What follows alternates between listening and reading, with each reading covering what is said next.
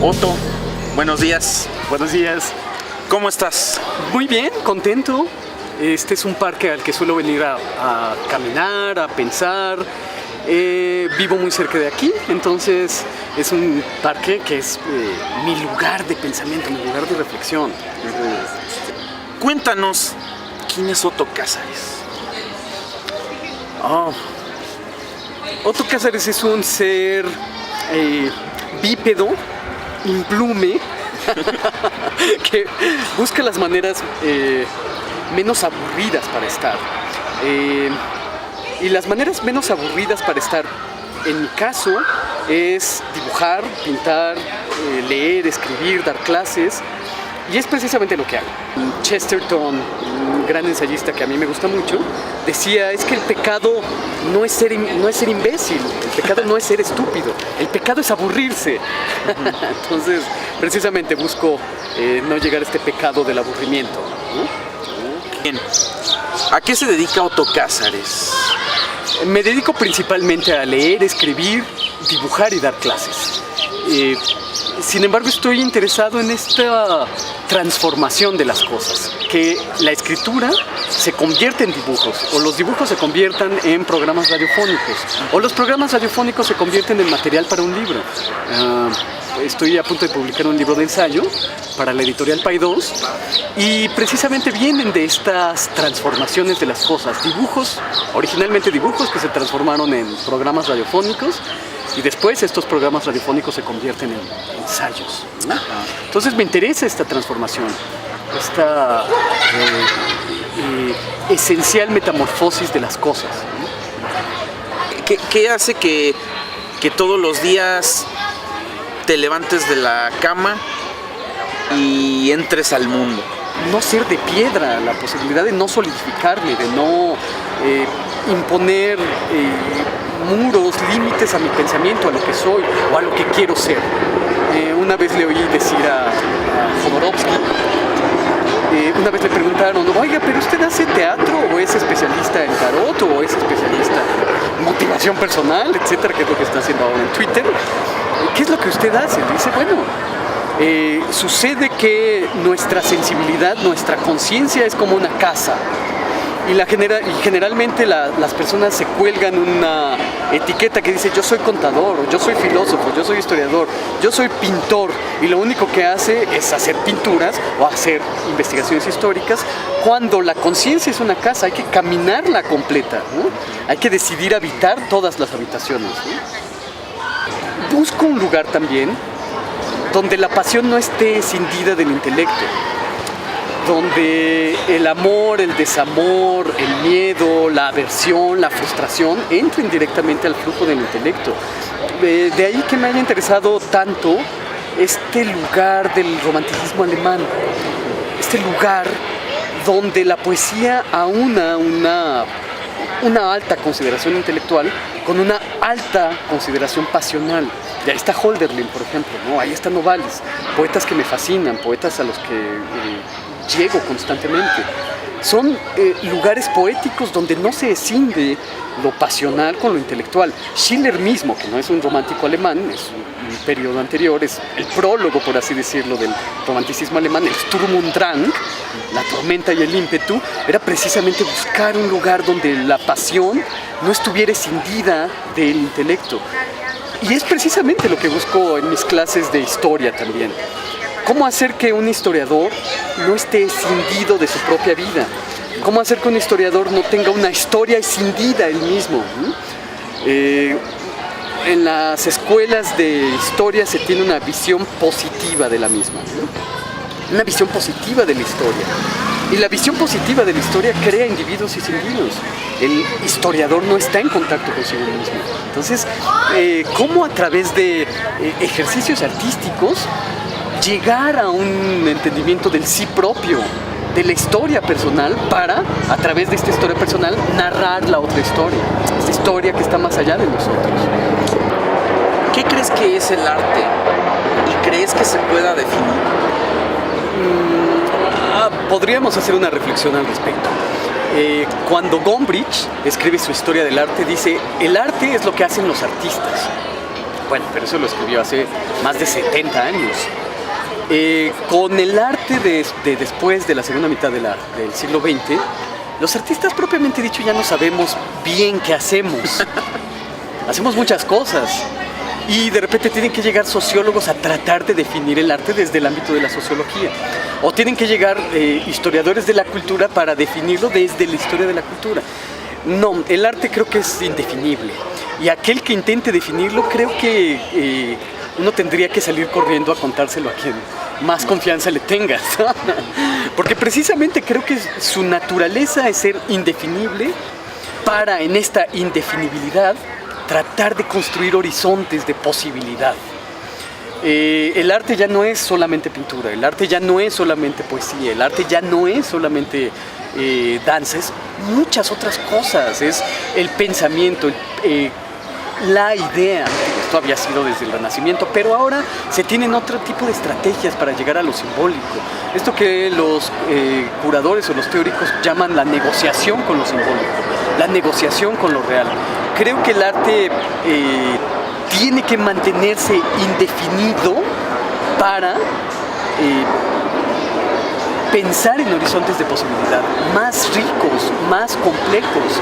El día que se defina va a perder esta complejidad, esta riqueza de apertura de posibles, ¿no? Y sí, creo que ahorita el arte está en un momento difícil, muy difícil para los teóricos, muy grato para los artistas y que sí tiende a la desobjetualización, pero esto es un proceso que tiene ya décadas.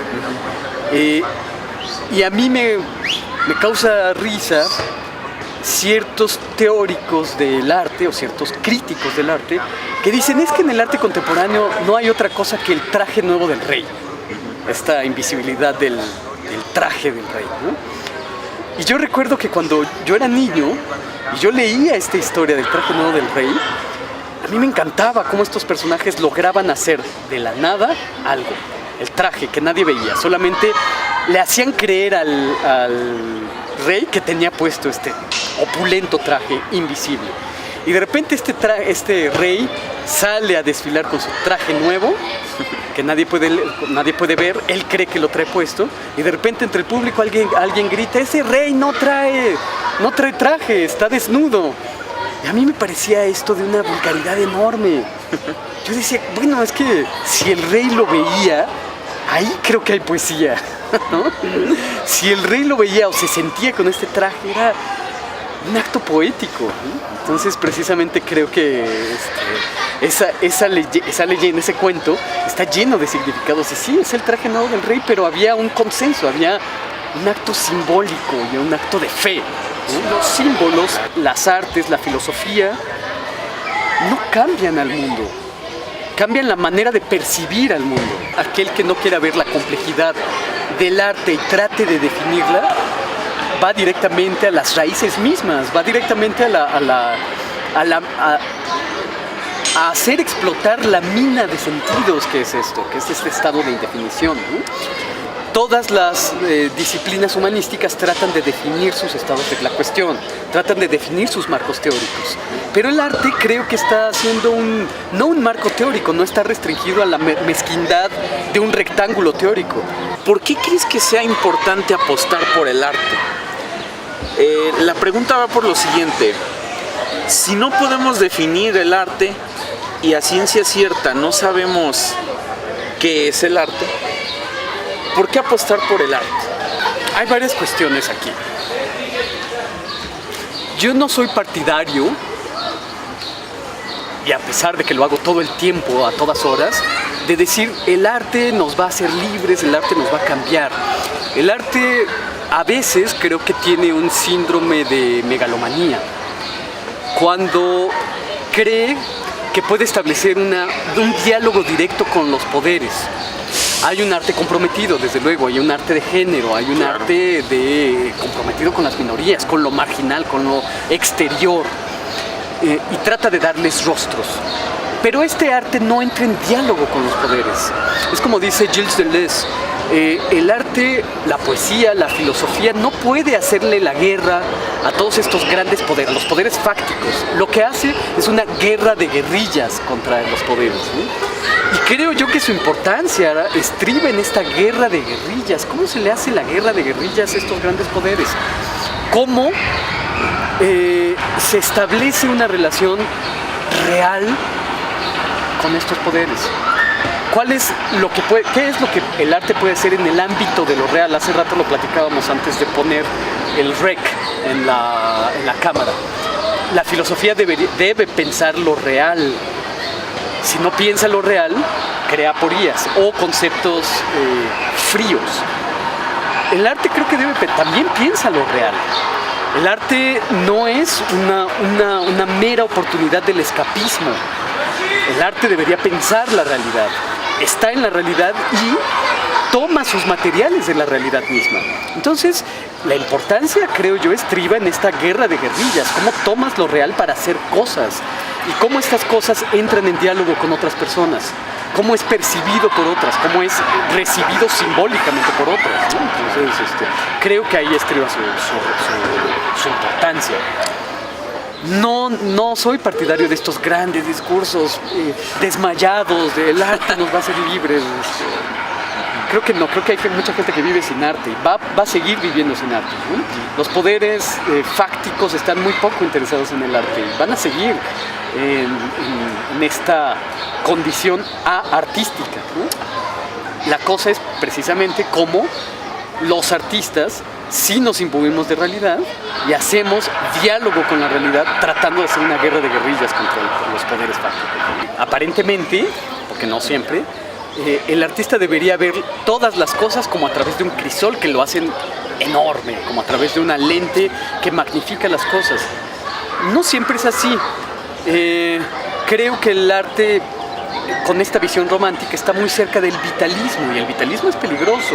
No obstante, yo he leído a Nietzsche y Nietzsche para mí en mis 20s fue muy importante. Sin Nietzsche yo no hubiera podido sobrevivir el aturdimiento de mis 20s.